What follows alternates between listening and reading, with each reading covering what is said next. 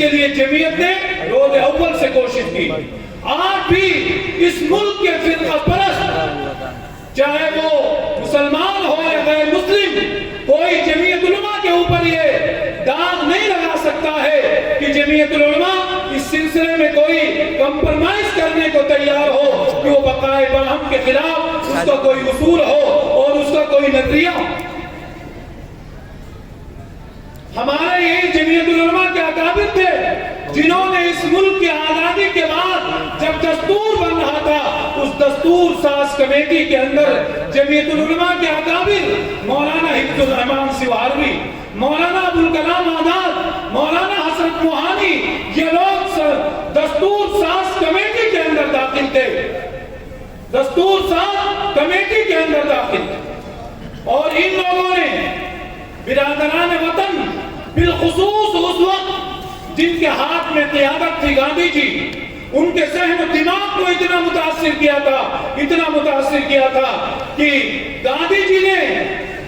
ملک کی آزادی کے بعد جب یہ ملک آزاد ہوا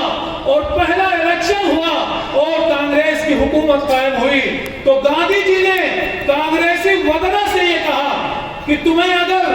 زندگی بسر کرنی ہے تو دنیا کی کسی ہستی کو نہیں دیکھنا ہے, ابو بکر صدیق اور عمر فاروق کی زندگی کو بسر کرنا ہے. گاندھی جی کا یہ ذہن و دماغ یہ جمعیت العلماء کے اکابر کی دین,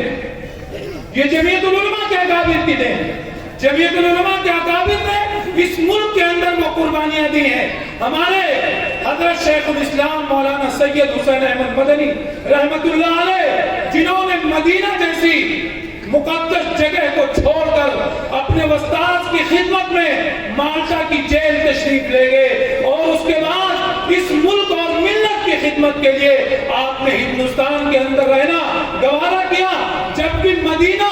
وہ سرزمین ہے کہ جہاں کے بارے میں ایک اللہ والے نے یہ بات کی ہے, ہزاروں بار تجھ پر ہے مدینہ میں فدا ہوتا, جو بس چلتا تو مر کر بھی نہ میں تجھ سے جدا ہوتا. وہیں جہاں داد گانے عشق کی بزم حسینہ ہے, وحد کا دامن رنگین مگر شان شہیدہ ہے, وہاں کا ذرہ ذرہ کھینچتا ہے دل کے دامن کو کہ او طاہر کہاں آپ چھوڑ کر اپنے نشیمن کو, چلو طیبہ چلیں صوفی وہیں آباد ہو جائیں, کہیں ایسا نہ ہو مر کر کہیں برباد ہو جائیں. اس سرزمین کو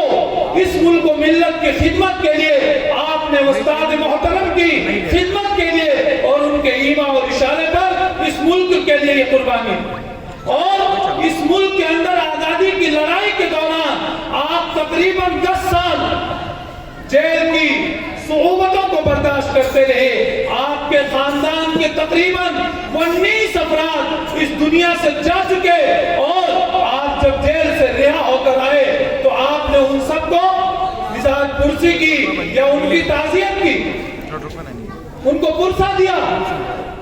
اتنی آپ نے مشقتیں برداشت کی ہیں اس ملک اور ملت کی خدمت کے لیے. تو یہ کوئی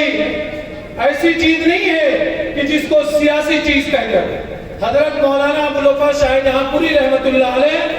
میرٹھ کے اندر ایک تقریر میں یہ بات فرمائی تھی. حضرت مولانا قاری سید محمد عثمان صاحب رحمت اللہ علیہ جو سابق صدر جمعیت العلماء تھے, انہوں نے ایک مرتبہ حیدرآباد کے اندر یہ بات کہی تھی کہ مولانا ابوالوفا شاہ جہاں پوری رحمت اللہ علیہ نے میرٹھ کے ایک اجلاس میں یہ بات کہی تھی کہ جمعیت العلماء کے جتنے بھی کام ہیں بغیر کسی استثناء اور بغیر کسی تخصیص کے وہ سارے کے سارے کام وہ ہیں جو قرآن اور حدیث کے اندر منصوص. کوئی کام جمعیت کا ایسا نہیں ہے جو قرآن اور حدیث کے خلاف, بلکہ ہمارے اسلاف جس خدمت کو انجام دیتے ہیں خدمت خلق. حضرت مولانا اخلاق حسین قاسمی رحمت اللہ علیہ نے یہ لکھا ہے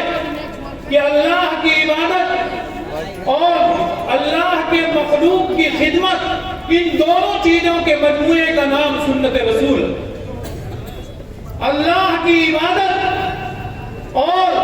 اللہ کی مخلوق کی خدمت ان دونوں چیزوں